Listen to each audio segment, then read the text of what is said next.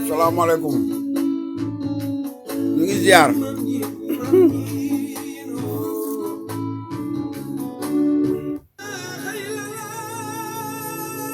Man nañ commencé gaay nuyu naa leen.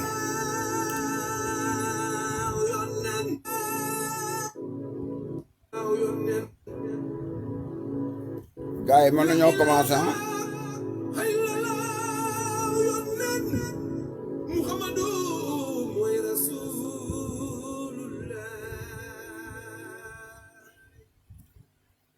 ma nekk gaay mën nañ commencé nuyoo ginnaaw nuyoo ma nekk gaay mën nañ commencé ginnaaw nuyoo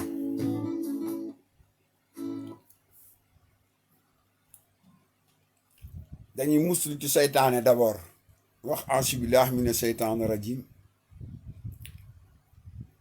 wax bismillahi rahmaani rahim alhamdulillahi rabbil alamin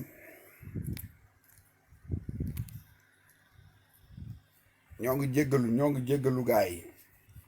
waaw volume bi lañuy defar ñu ngi jéggalu gaay yëpp di leen ziar asalaamaaleykum ñu na ñëpp ziar ñëpp ñu ngi sant yàlla bu baax di musulu ci seytaane di jàng fatiha bismillahi rahmaani rahim alhamdulillahi rabbil alamin arrahmaani rahim maliki yawmi diin iyyaka na'budu wa iyyaka nasta'in ihdina siratal mustaqim siratal lazina an'amta alayhim khayril maghdubi alayhim wala daalin amin allahumma salli ala sayyidina muhammadin fatihi lima ughliqa wal khatimi lima sabaqa nasiril haqq bil haqq wal hadi ila siratikal mustaqim wa ala alihi haqqa qadrihi wa miqdarihi yàlla na suñu borom wàccee jàmm ci ñi may déglu tey ñëpp di partager vidéo bi di nuyu waa Abidjan Bijouterie Thiaroye sur Mer TV ñu ngi leen di ziar ñoom Malaw Jàmm di nuyu waa France plus particulièrement waa Paris ak waa Toulouse Nantes di nuyu waa Allemagne di nuyu waa États-Unis di nuyu waa Australie di nuyu waa Chine waa Japon waa Corée waa Russie waa Ukraine adduna bi yëpp ñu ngi leen di nuyu plus particulièrement nag waa Caare géej gii ma nekk nii di leen ziar tey nag dañ fi am tiis bala ñuy commencer émission bi ñu ñàkk kilifa gu mag gu wàññeeku bokk ci ñun muy imam raati bu caaro yi di imam Modou Mbaye nee nañ dafa wàññeeku tey ñaan yiñ koy yéene ak yiñ koy ñaanal yépp ci yu baax yàlla na ko suñu borom jotal tey ak suba ak mbooloo mu jullit imam Modou Mbaye partage leen vidéo dafa génn tey àdduna donc programme na ni démb doon teggin sax ñu war cee wax tey ñu ngi wax ci la franc-maçonnerie dans le monde parce que ñu bari ñii dañ koy ragal a wax ñii dañuy tiit ñii dañuy am en tout cas mythe bu ñu def ci ñoom la tey nag sujet bi ñuy traité mooy la franc-maçonnerie au Sénégal. Quelqu'un m'a interpellé hier en m'envoyant aussi un document. Je lui ai dit que j'ai fait des recherches pendant 7 ans dans les loges maçonniques à travers le monde.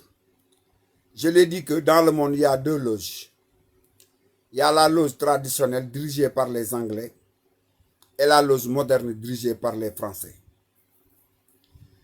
Mais à partir de ces 2 loges-là, ils ont créé des obédiences, c'est-à-dire des sexes de loges. Je vais les expliquer. Je donne un exemple. Nous, ici au Sénégal, la première loge a eu à Saint-Louis, du Sénégal.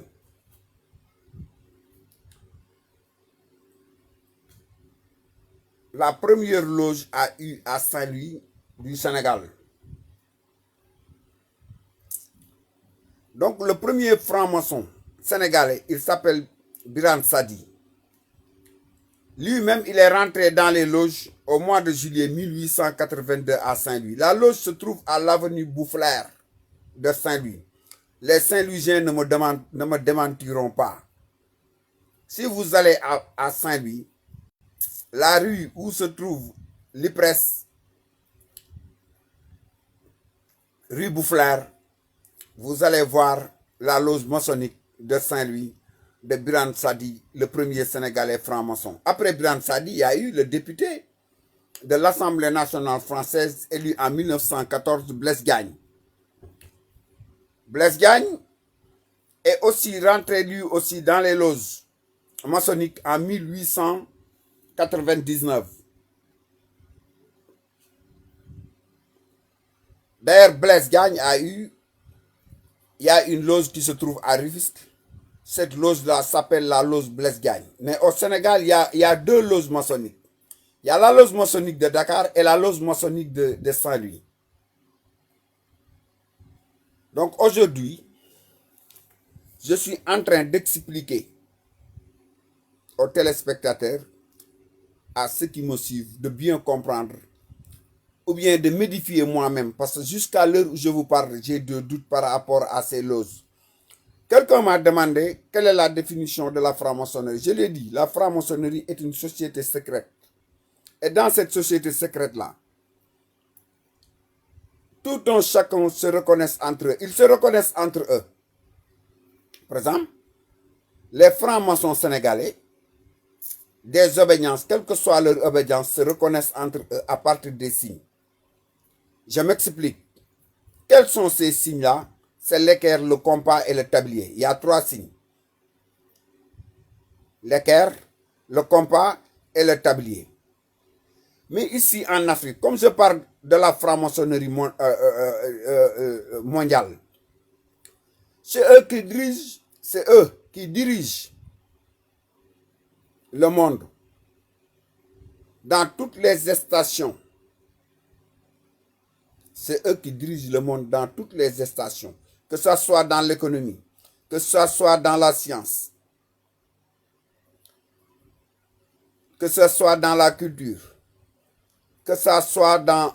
le droit même.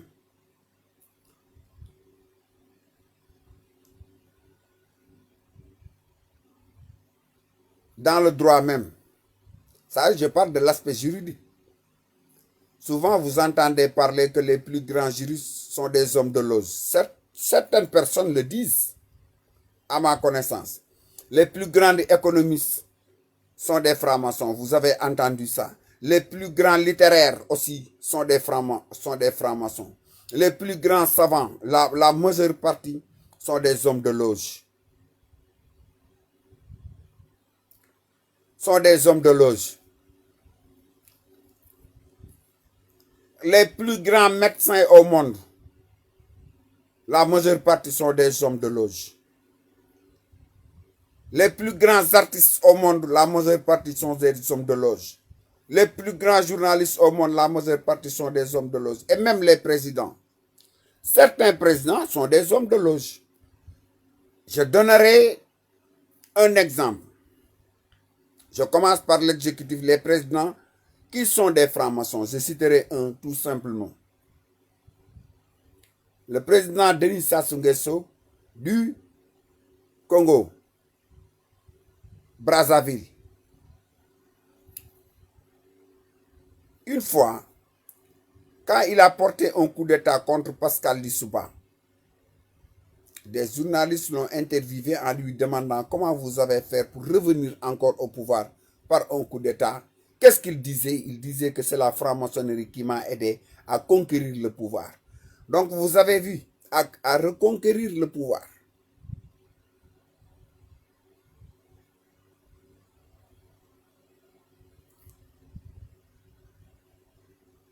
Donc l'Afrique a été divisée en 4 zones ou même en 2 zones par les loges maçonniques. En Afrique de l'Ouest, ils ont une personnalité qui dirige l'Afrique de l'Ouest. On les appelle, ces gens-là, les grands maîtres des loges. Je reviendrai sur ça. Il y a l'Afrique australe, il y a l'Afrique centrale, il y a l'Afrique maghrébine. Les pays du pôle, les pays de l'Afrique du Nord, l'Afrique du Sud, l'Afrique de l'Ouest et l'Afrique de l'Est. Et même l'Afrique centrale. Ils ont divisé l'Afrique par leur géographie qui leur est propre. J'ai cité tout à l'heure le président Denis Sassou Nguesso. En 95, 96, 97, il y a un franc-maçon qui était à Dakar. Il s'appelle Christian Bernard. Ce que je répète, je l'ai lu dans un journal qui s'appelait Nouvel Horizon. On lui a accordé une interview par rapport à ses visites en Afrique de l'Ouest. Lui, Christian Bernard, retenez son nom. Et le nom de Christian Bernard, vous allez sur Google, vous verrez ce que je dis est réel.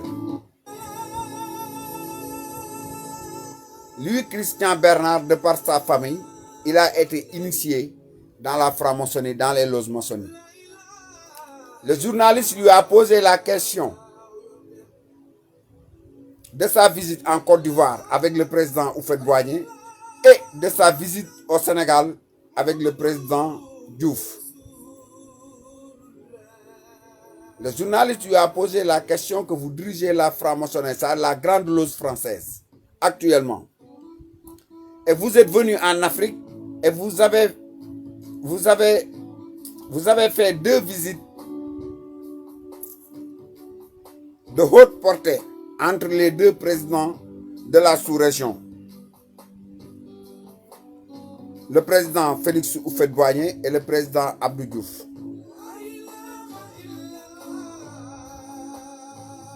Je ne ferai pas un discours creux. Je parle avec les gens doués d'une intelligence de réfléchir par rapport à ce que je viens de dire. Ce qui va me pousser, si vous le permettez, en récitant une sourate, les infidèles, jëddi xul yaa ayyuhal kaafiruuna laa axbudu maa taxbuduuna wala antum abiduuna maa axbudu wala ana abidun maa abattum wala antum abiduuna maa axbudu lakum diinakum waliya diin. Dieu dit, ô vous les infidèles, je n'adore pas ce que vous adorez, et vous n'adorez pas ce que j'adore, et je n'adorerai pas ce que vous adorez, et vous n'adorerez pas ce que j'adore. À vous, votre religion, à moi, ma religion. Donc, à ma connaissance, cette sourate-là parle avec les infidèles, c'est-à-dire les loges maçonniques, à travers le monde. Je pouvais creuser à fond, mais présentement, si vous le permettez, laissez-moi m'exprimer un peu dans ma langue maternelle pour que certains Sénégalais puissent comprendre qu'est-ce que c'est que la franc-maçonnerie et qui sont les francs-maçons et quels sont les signes maçonniques. Merci camarade. Gars yi asalaamaaleykum maa ngi nuyu ñi seetaan ñëpp ngeen partager vidéo yi. dama wax léegi ne tey franc-maçon la ñuy waxtaane ci adduna bi ma ne leen adduna bi yëpp lépp luñ fiy doxal luñ koy contrôler moo xam commencé ci président commencé ci médecin commencé ci attekat commencé ci ku am xam-xamu koom ñu koy wax économiste commencé ci culture waykat yi ak ñiy bind littérature les littéraires ak savant yi boroom xam-xam historiens yi gën a mag waykat yi gën a mag milliardaires yi gën a mag marque yi gën a mag marque yére dàll yi gën a mag ñoom ñoo koy contrôler mais dafa am lu xew ci seen biir xam nga boroom xam-xam yi ñi def recherche yi wax nañ ne franc-maçonnerie mu ngi amee ci jamono yontu yàlla Suleymaan bi nguuru yontu yàlla Suleymaan ak nubuwaam jeexee ci jamono boobu la am diggante Égypte ak Éthiopie parce que Égypte ci Éthiopie la bokkoon Égypte moom lañ doon tuddee Chaba dégg ngeen l'histoire de la reine de Chaba am benn groupe bu daje ci seen biir na ñoom mën nañ construire adduna bi man lañ leen jàppee ay juif ñooñu ñoo dem yéeg ba dugg Europe tudde seen bopp une société secrète c'est-à-dire ñoom kese ñoo xamante ci seen biir moo waral ngeen di dégg ñu naan leen seeni signe c'est l'équerre le compas et le tablier ça c'est des signes des ouvriers yi seen signe la équerre équerre moom la ñuy natte compas moom la ñuy wëre adduna bi tablier bi mooy wane ne yow da nga koy takk pour liggéey seen signe la ñoom ils se reconnaissent entre eux ñoom xamante nañ li gars yi naan ci olof ñii xamante nañ seen biir mais yow mi nga xam ne profane nga xamoo luy loge maçonnique xamoo kuy franc-maçon ñoom dañoo am ay signe am nañ signe boo xamee bët la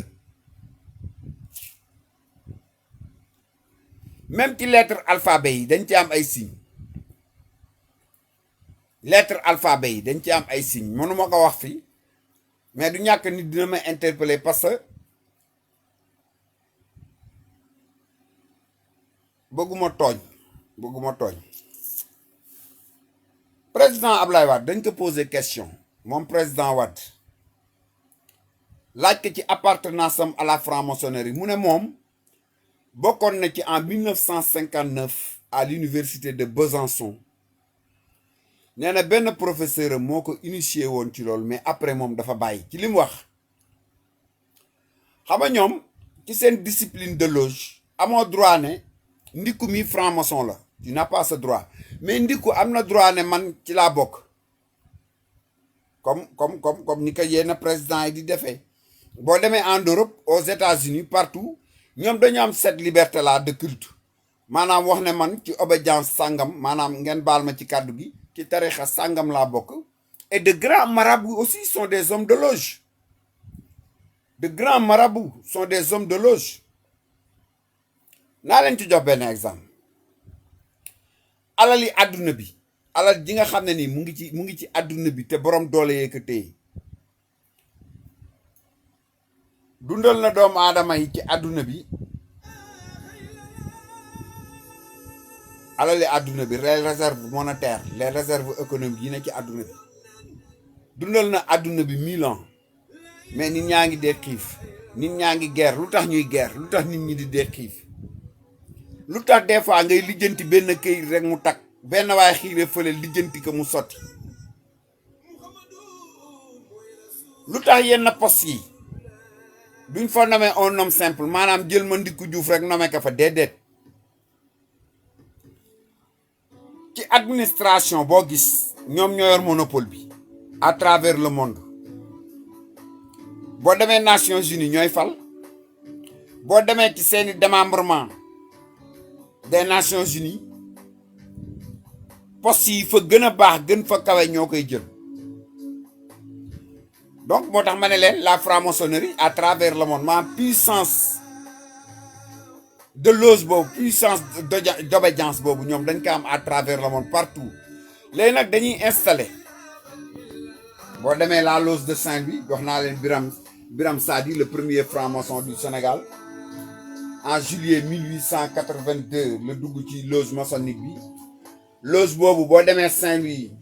rue Boufflers boo fa demee ñu ne la loge baa ngi mais léegi mënatul nekk foofu dañ ko changé donc au Sénégal il y a 2 loges la loge de Dakar et la loge de Saint-Louis léegi nag nit ñi dañ leen di yee am na ñu ci bëgg a dugg mais comme ñun diine daf koy bañ la religion islamique et toutes les religions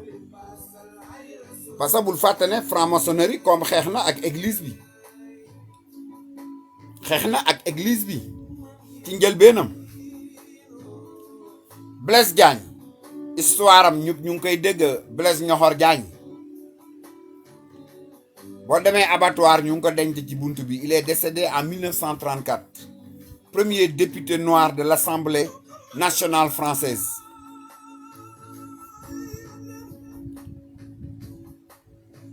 mu ngi dugg moom ci loge bi en 1899 boo demee Tëngéej am na fa loge boo xam ne moom il porte son nom la loge Blaise Diagne boo demee Tëngéej ñi ko xam boo leen laajtee dinañ la wax ne la loge bi mu ngi situé woon fii nangam mais léegi ak modernité bi dañuy changer ay loge dañuy changer ay système j'ai expliqué l'histoire de Saint-Louis avec la rue Boufflers nga xam ne seen loge baa nga fa dafa yàqu léegi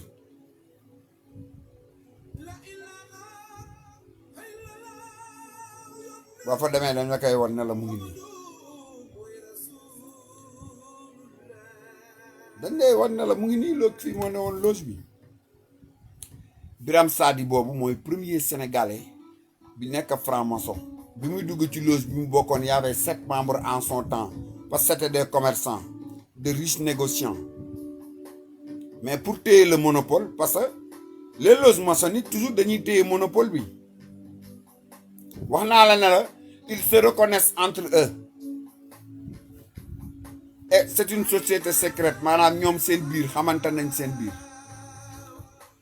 tey débat boobu moo tijjeeku bëggoon naa gars yi dugg ci participer ñu gën a échanger parce que boo demee ba léegi anglais yi ñoo dominer affaire bi ba léegi ñoo dominer affaire yi parce que li gars yi naan américains yi ñoo dominer monde bi c'est vrai mais pour dominer monde bi fan ngay jaar pour ñu déggal ci monde bi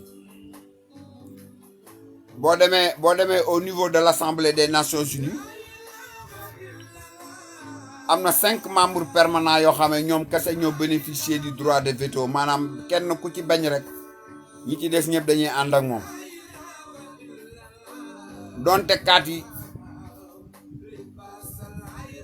bañ na ñew nga nangu moy droit de veto sañ-sañ bo xamé yow rek yaa ka am boo demee Nations Unies comité exécutif bi ak secrétaire général bi 5 membres permanents lañ reconnaître 5 membres permanents yooyu ku ci ne da nga am droit de veto maanaam boo bañee rek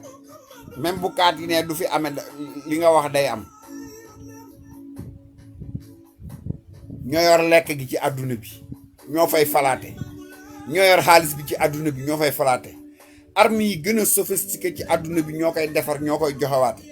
armée yi gën a puissante ci àdduna bi ñoo koy contrôler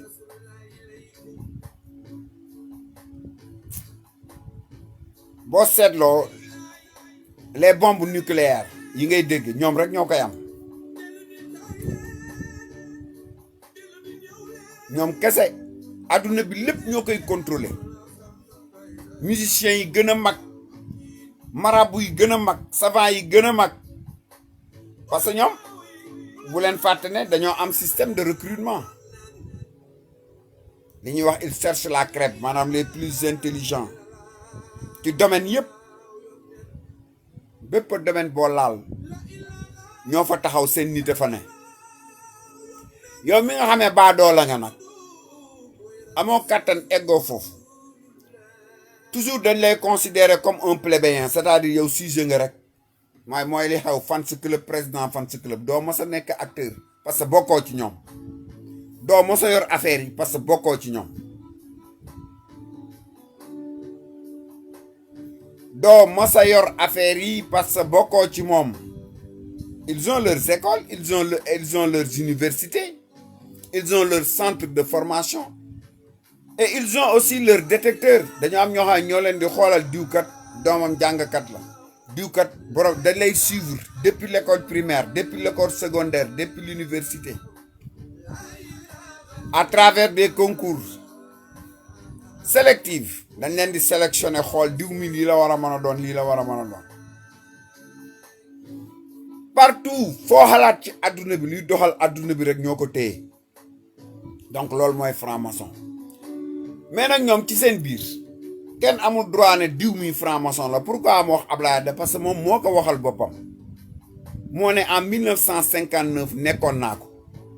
sama benn professeur bu ma doon jàngal ca l'université de Besançon moo ma initié woon mais bàyyi naa boroom xel yi nag ñoom ñooy des pour xool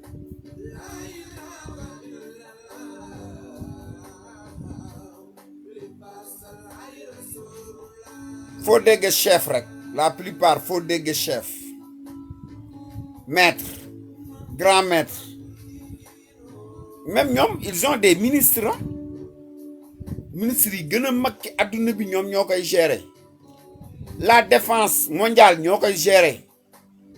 la monnaie mondiale ñoo koy gérer des fois dinaa poser benn question yow lu tax des fois nga say këyit di valable nga ngay ay sénégalais lambda sa këyit yëpp nekk na en règle nga dem di ñaan visa ñu bañ nga gis koo xam ne ab micro lay yor wala galen di mbalax ñëw rek ñu jox ko affaire yi may ko visa mais posez-vous la question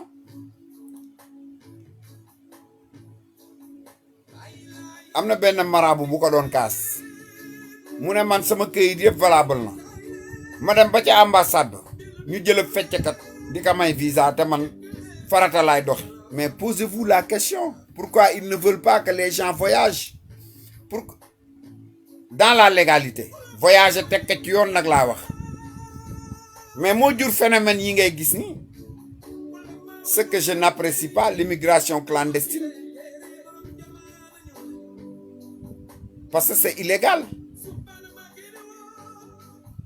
dama ne da ngay am say këyit yu leer nga dem di demander un visa gis koo xam ne nii ci benn corporation lay bokk moo xam artiste la moo xam nga gën kaa valable ay këyit ñu rejeter la moom ñu jox ko visa tu ne te poses pas la question pourquoi ça quelqu'un m'a interpellé tout à l'heure am na sama benn jigéen mu ne ma sujet bi bu ci wax ma ne ko moom man gëwuma sax yooyu non dañ lay fexeel ak lan lañ mën a fexe ci man lu yàlla dogalul tout un chacun a son destin. Un croyant, un croyant, un croyant, je pèse bien mes mots. Lu tax yàlla wàccee saar boobu xul yaa ayyuhal kaafiruuna laa a'budu maa ta'buduuna wala antum aabiduuna maa a'budu wala ana aabidun maa abadtum wala antum aabiduuna maa a'budu lakum diinakum waliya diin xul yaa ayyuhal kaafiruuna laa a'budu maa ta'buduuna wala antum aabiduuna maa a'budu wala ana aabidun maa abadtum wala antum aabiduuna maa a'budu lakum diinakum waliya diin 6 versets la yàlla mu ne yéen du yàgg ba ma fekk si leen ci li ngeen ne te du yàgg ba yéen ngeen fekk si ma man seen borom ci li ma ne te du mas a neex ba suba ma ñëw ànd ak yéen te yéen it du mas a neex ba suba ngeen ñëw ànd ak man kon yéen ñooñu nekk leen ci li ngeen ne te na ngeen ci sax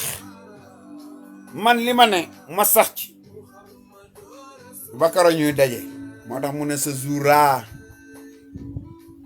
wax naka fa man yaxmal misxaala zaratin xayran yara newaat wa man yaxmal misxaala zaratin charran yara kon yàlla naxul way gëm yi mais nag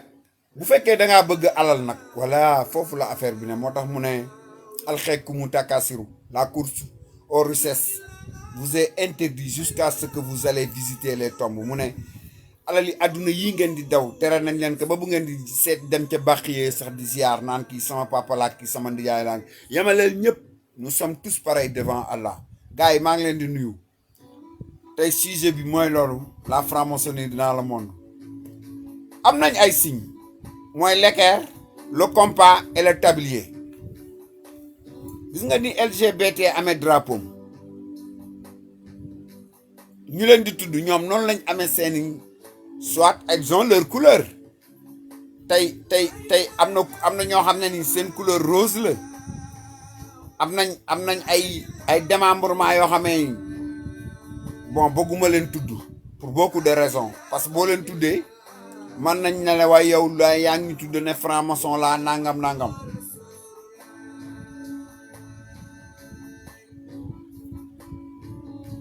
les loges maçonniques à travers le monde et dans notre Sénégal, à commencer par le premier franc-maçon sénégalais, Biram Sadi. Saint-Louisien, la loge se trouve à l'avenue Boufflers de Saint-Louis. N'oubliez pas que la première loge maçonnique se trouvait à Saint-Louis. La deuxième loge se trouvait à Dakar. Donc au Sénégal, il y avait 2 loges. Mais chaque loge a ses obédiences. Quand je dis à ses obédiences, c'est talibé, c'est démembrement. Par exemple, la loge Blaise Diagne de Rufisque. La loge Blaise Diagne de Rufisque dépendait directement soit de la loge de Saint-Louis ou de Dakar. Mais comme Dakar était plus proche, il y avait 4 communes. Donc Blaise Diagne était le 2e Sénégalais franc-maçon. C'est pourquoi maa ngi leen koy wax bi mu génnee àdduna en 1934 magi Lebu yi dañ ne duñ ko dugal ci armée yi dañ koy bàyyi ci biti parce que franc-maçon la. Effectivement, Blaise est rentré dans la loge maçonnique en 1899. Sa loge, la loge Blaise Diagne qui se trouvait à Rufisque, c'était en 1984. Biram Sadi moom mu ngi dugg ci la franc-maçonnerie au mois de juillet li may wax boo demee Google di nga ko gis en 1882 moo wax leen ne leen Abdoulaye Wade nee na nekkoon na ko waaye génn na ci. léegi nag les doctrines politiques mooy communisme yi dañuy am seen loge, socialistes yi dañuy am seen loge, libéraux yi dañuy am seen loge.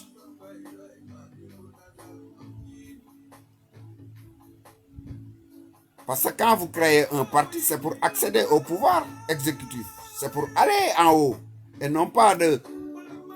descendre en bas. Mais il faut un encadrement strictement secret.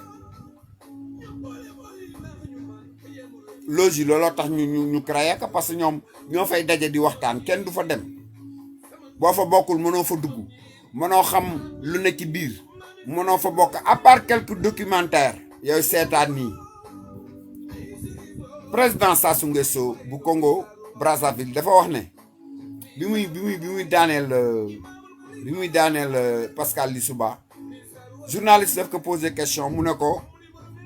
c'est la franc-maçonnerie qui m'a aidé à reconquérir le pouvoir.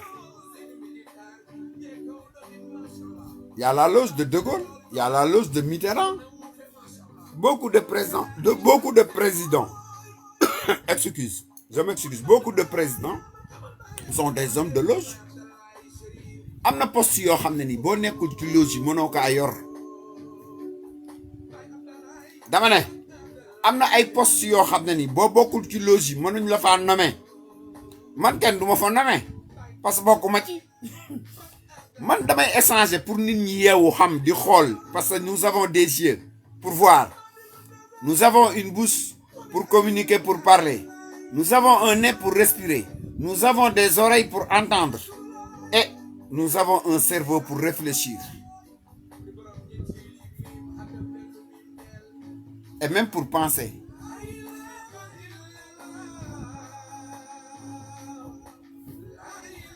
Chaque parce que a son pourquoi.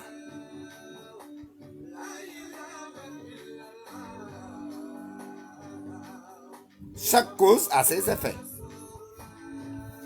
maa ngi nuyu ñëpp nag. partagez la vidéo yi. ñi vidéo bi rëcc aussi mën nañ ko seetaan Thiaroye-sur-Mer TV parce que ñu nañ benn site. maa ngi koy ñaanal suñu collaborateur dafa feebar moo tax site bi sax li tax mettre guñ ko sur orbite carrément sama collaborateur dafa malade maa ngi koy ñaanal.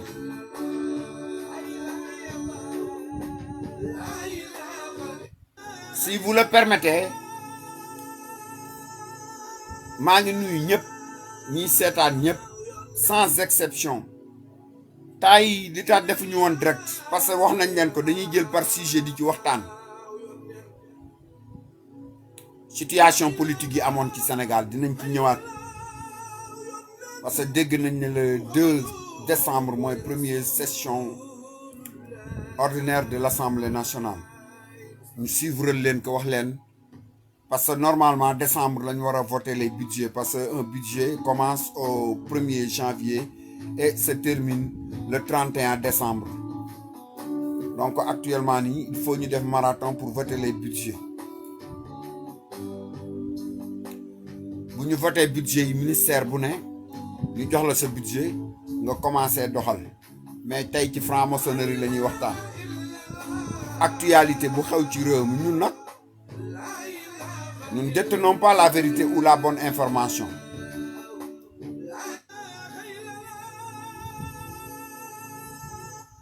yoruñu dëgg yàlla moo yor dëgg xibaar bu wóorit yoruñu ko dañoo def ay recherche dem ba gis ne parce que maa ngi koy wax léegi ñun bi ñuy def recherche ci franc-maçonnerie yàgg nañ ci def nañ ci lu mat 5 ans di laajte doon bind di documenté wu booba internet bi amagul ñu ngi woon ay vers 95 96 maa ngi nuyu sama benn collègue de service Pateka à l'UGB daf ma daan tooñ bu ma ñëwee nekk franc-maçon yi laa bëgg xam quoi ci laay defee mu ne ma yow est-ce que doo ma nekk ba fi ma toog nii day nekk gu ma ko te sama sincérité spirituelle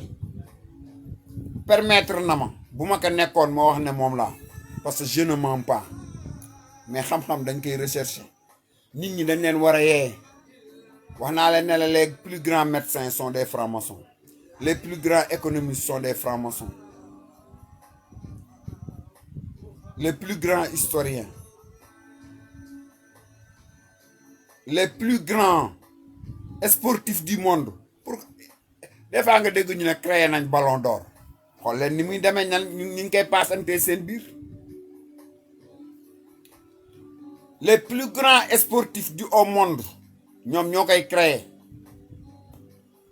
seeni présidence sax ñoo koy gérer une personne lambda ne peut pas gérer ça ne peut pas accéder à là-bas mënoo fa yegg ñoom seen biir keddo moo tax ma ne leen là quelqu'un encore je reviens pour rafraîchir notre mémoire. Qu'est-ce que c'est que la franc-maçonnerie? ma ne la c'est une société secrète qui se reconnaissent entre eux ñoom kese seen biir. alal moom bu ko wax, tukki fu la neex bu ko wax, dem fu la neex bu ko wax, parce que ñoo yor adduna bi ñoo yor santé bi. déggoo en anglais on dit freemason, en français on dit franc-maçon, les maçons francs. La première loge c'est la loge traditionnelle, ce sont les anglais. ñoo jóge Afrique, Éthiopie, Égypte, émigré, c'était des juifs dem Europe créer la loge maçonnique traditionnelle mooy cosaan bi aada bi. Après il y a eu la loge moderne en France, xeex nañoo église bi benn jamono parce que église bi daf ko contre, diine yépp ko contre. après collaboré nañ ak église bi. boo demee France boo tapé la franc-maçonnerie française maa ngi leen di wax léegi un franc-maçon qui s'appelle Christian Bernard ñëw na Sénégal en 95 96 97. Nouvel Horizon moo ko publié. moom mooy patron, c'est le grand maître de la Rose Croix, retenez son nom et vous pouvez taper Christian Bernard sur Google et la Rose Croix. am na poste yoo xam ne doo ko nekk, mënuñ la fa fal, c'est pas possible. ay wax naa leen que bët ngeen yor, ay nopp ngeen yor, xel ngeen yor, gémmiñ ngeen yor.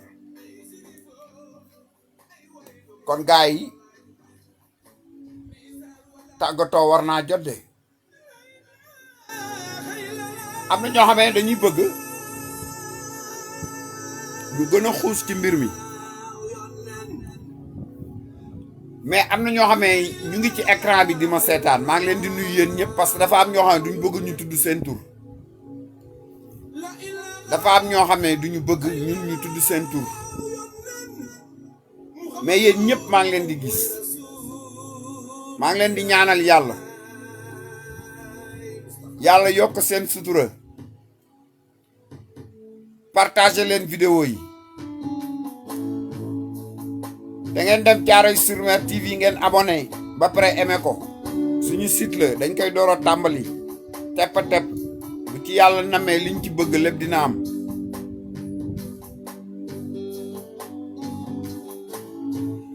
tey la franc-maçonnerie dans le monde moo newoon sujet bi.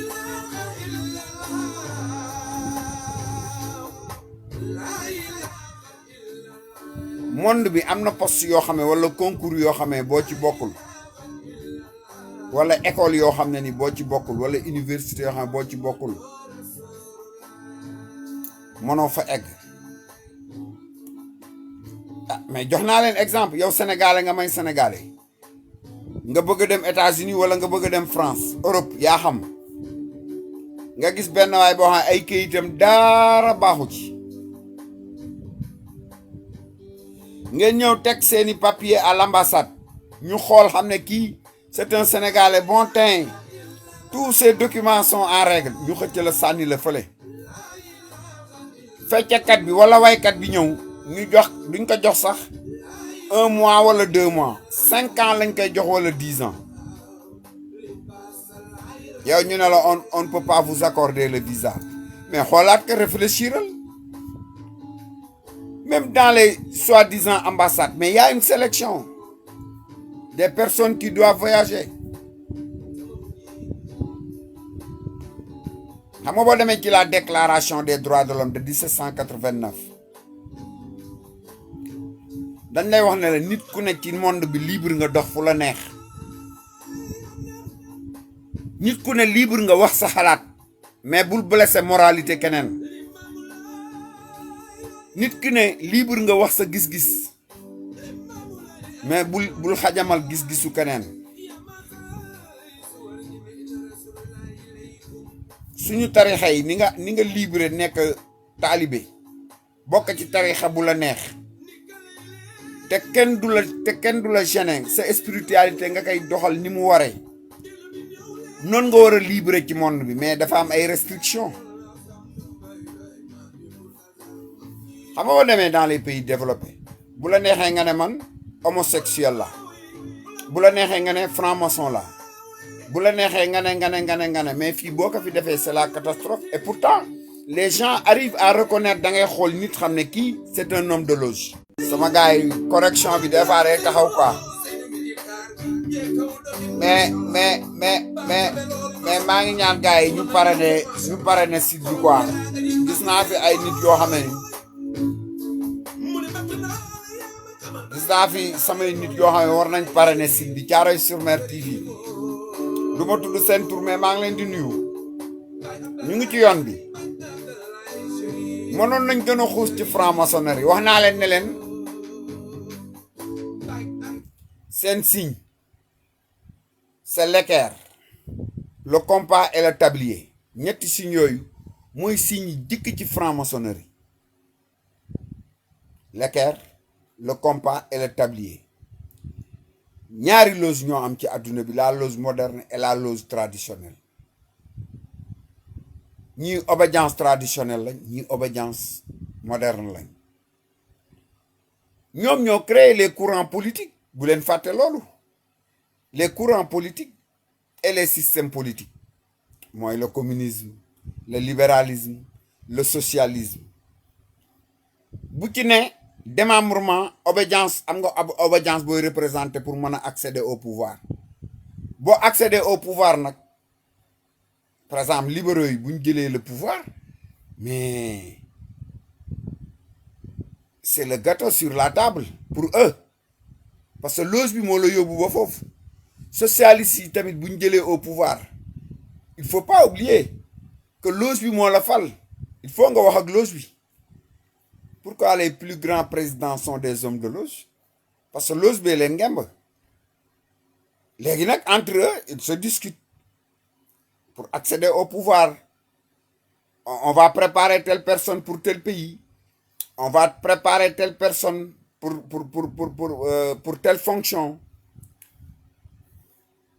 mais Sénégal bari na ñu jàng ba dee mënuñoo am poste maa ngi rencontré ndeysaan fan yi sama benn xarit étudiant à l'UGB su ma juumul 2015 ou 2016 non 2000 astafurlah 2007 la am maîtrise ba léegi liggéeyagul il est de Bakel en économie 2007 ba léegi il chôme et y en a pourquoi ces gens-là détenant leur diplôme et ils ont obtenu leur diplôme dans la douleur ne peuvent pas accéder à certaines nominations ou certains postes foofu la secret bi ne foofu ngay xool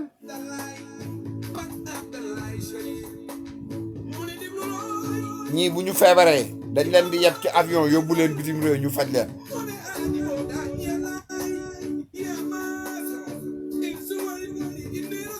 ñeneen ñi bu ñu feebaree dispensaire wala centre de santé ah yéen a ma ko gën a xam ñi ami moyen rek ay faju ñoom nañ lañ def ba ami moyen ñoom nan lañ def ba am ay moyen ak ku leen dooleel ñoo yor aviation ñoo yor santé ñoo yor ambassade yi ñoo yor tout léegi nag dañ lay nax di la gëlëmal naan la non lu nangam ñoom la majeure partie sont des hommes de loge waykat yu mag yeeg ñëpp kon gars yi ñu ñëw tàggoo tey dafa mel ni awma consultant sama consultant yi dañ daan dugg mais ki jëkk a dugg maa ngi koy nuyu ki ci topp maa ngi koy nuyu ñi may seetaan ñëpp maa ngi leen di nuyu yàlla xam na ne maa ngi leen di gis bu baax mais comme des fois gars yi duñ bëgg nga tudd seen tur maa ngi remercier waa Thiaroye ñëpp bàyyiwuma kenn wax naa leen fii ne leen les plus grands sportifs sont des maçons ma jox leen exemple gis ngeen li xew ci ballon d'or bi des fois ñu jox ko koo xamee sax dugalul benn bi ñoo créé yooyu ay Grammy Awards ay disque d'or ça c'est le côté culturel ay coupe du monde ñoo koy créé parce que bu leen fàtte ne football anglais yee ko créé à Manchester lañ ko créé ay ouvriers yu doon liggéey ñoo créé football à Manchester football ñi ko créé mooy les anglais de Manchester c'est des ouvriers ñoo créé football mais dem nañ ba maa ngi leen koy wax am na ay club de football yu ne ci dëkk bi nii àdduna bi yëpp dëkk boo dem am nañ fa club de football boo demee France équipe ba fa ëpp doole ñoo ko moom boo demee Espagne équipe ya fa ëpp doole ñoo ko moom boo demee Allemagne équipe ya fa ëpp doole ñoo ko moom boo demee Brésil équipe ya fa ëpp doole ñoo ko moom boo demee Arabie Saoudite équipe ya fa ëpp doole ñoo ko moom boo demee États-Unis équipe ya fa ëpp doole ñoo ko moom ci basket ak athlétisme ak tout ñoo koy gérer ñu koy tudde ay Golden League ñoo créé yëpp léegi nag yooyu noonu yére yi ñuy sol ñoo koy créé marque yi wax naa leen ko ñoo koy créé ñoom dem nañ bay ordinateurs yi ñoo koy créé téléphones yi ñoo koy créé dañ lay gëmloo bu leen neexoon tey suba ku siiwul woon par force suba day siiw maanaam mën nañoo exemple mën nañoo jël waykat bi gën a télé way suba bu leen neexoon mu siiw te monde bi yëpp lay wër fu ko neex lay dem kenn du ko gêner mais yow tu peux pas le faire c'est des gens hyper protégés à tous les niveaux entre eux parce que ñoo yor nguur gi ñooy yor nguur yi ci àdduna bi yëpp yi ëpp doole doo dégg ñu naan les puissances mondiales la preuve la deuxième guerre mondiale j'ai l'habitude de le répéter boo xoolee conséquences yeeg nangam di nga xam ne gars yi dañoo yàgg dominer ci xalaat ak yëpp école yi Sénégal yëpp li leen fi neex lañ fi jàngale ñaati at ngay toog ñu naan laan dañoo war a dugal alxuraan beeg arab bi ci système d'enseignement bi de seetlu leen li ma leen wax lu difficile lay doon parce que ils ont leur langage codé entre eux yow nag doo ko xam da ngay tëñaxi rek ñoo yor télévision yi gën a mag ci àdduna bi yi gën a mag site yi gën a mag ci àdduna bi lépp luy ne ci àdduna bi di doxal àdduna bi rek ñoo ko yor président bu leen neex ñu coup d'état ko président bu leen neexul laa wax de ñu coup d'état la wala ñu bloquer sa économie dañ koy plomber li économie si wax spoliation de l'économie maanaam dañuy viser sa économie pour yàq ko am nañ puissance boobu bu leen neexoon Sénégal fii ñu ne nii exemple bu leen neexoon Sénégal ñoom doole bi leen yàlla jox puissance économique bi leen yàlla jox Sénégal kilo ceeb jar fi 10 francs exemple bu leen neexoon tey la guerre d'Israël de Palestine du Liban arrêté tey bu leen neexoon tey la guerre entre l'URSS et l'Ukraine arrêté tey bu leen neexoon tey ñu ne monde bi comme charte universelle de la déclaration des droits de l'homme ñoo ko wax ne nit ku ne réew mu la neex am nga sañ dal fa ci tey ak yar maanaam nga xam ne yow kenn mësulaa tëj doo ku ñuy seet defoo lu bon waxoo lu bon defoo lu ñaaw mais xoolal tey ce qui se passe boo xoolee di nga gis boo réfléchir di nga gis ay signes lañ yor yu dul jeex ay couleur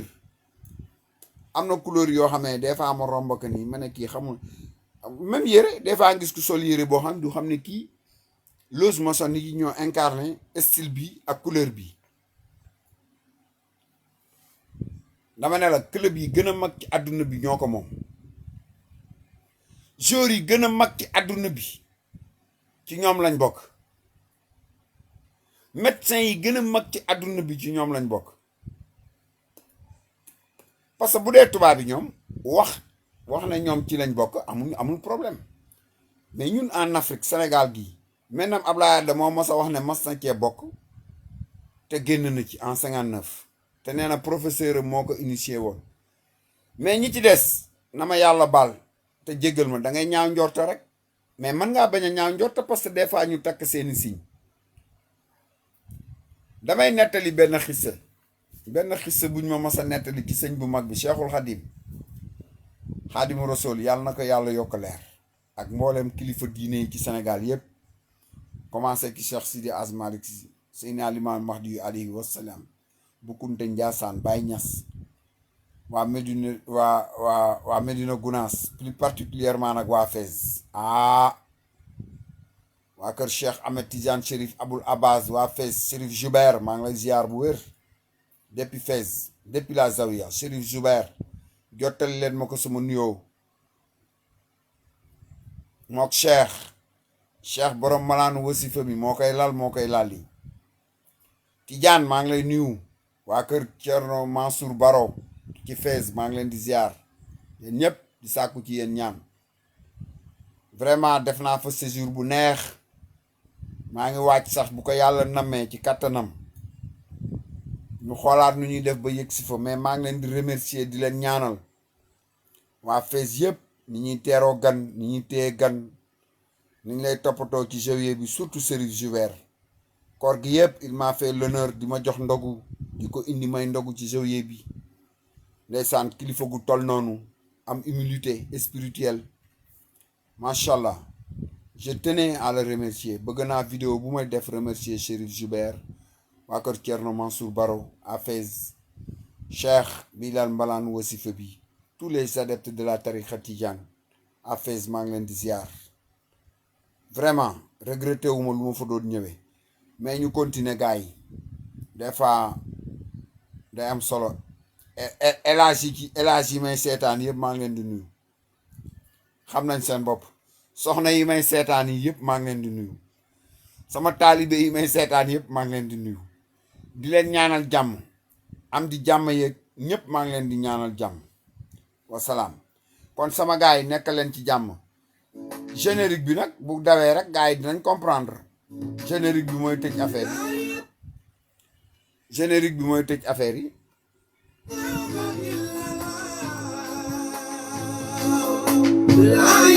sama gars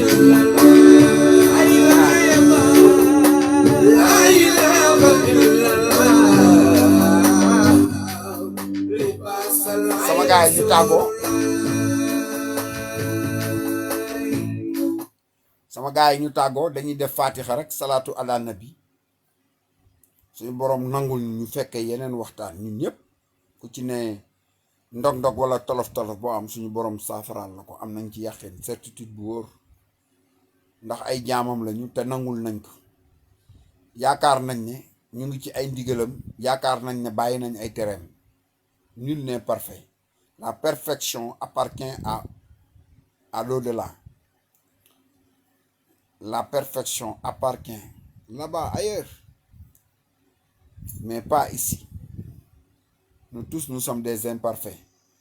Mais le bon Dieu nous a recommandé de perfectionner nos paroles, nos actions, notre démarche, notre vision. Le bon Dieu ne nous demande rien que de la perfection, tout simplement. Il n'y a pas un être humain qui peut devenir parfait. Ça n'existe pas dans aucun siècle, du présent comme pour le futur. Mais on peut perfectionner ses actes de dévotion, ses actes de croyance, sa démarche, ainsi de suite, ainsi de suite. maa ngi leen di ñaanal bu baax a baax a baax a baax a baax partager leen vidéo yi te ngeen abonné Thiaroye-sur-Mer TV ñu ngi YouTube bëri na sujet yu ñu fa waxtaane bu ngeen fa abonné ngeen aimé ko waaw parce que Thiaroye presque moo ñu tax a jóg ak Sénégal yéen ñëpp ñu ngi leen di ñaanal kon fatiha salaatu ala nabi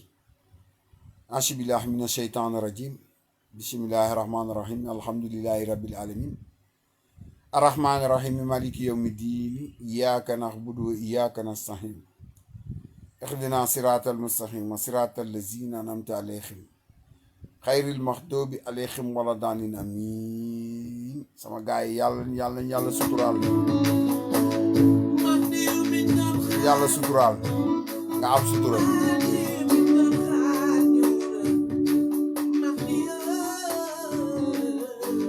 gaay yi dañuy ragal boo waxee ñu naan franc-maçon boo bu ci wax ak yooyu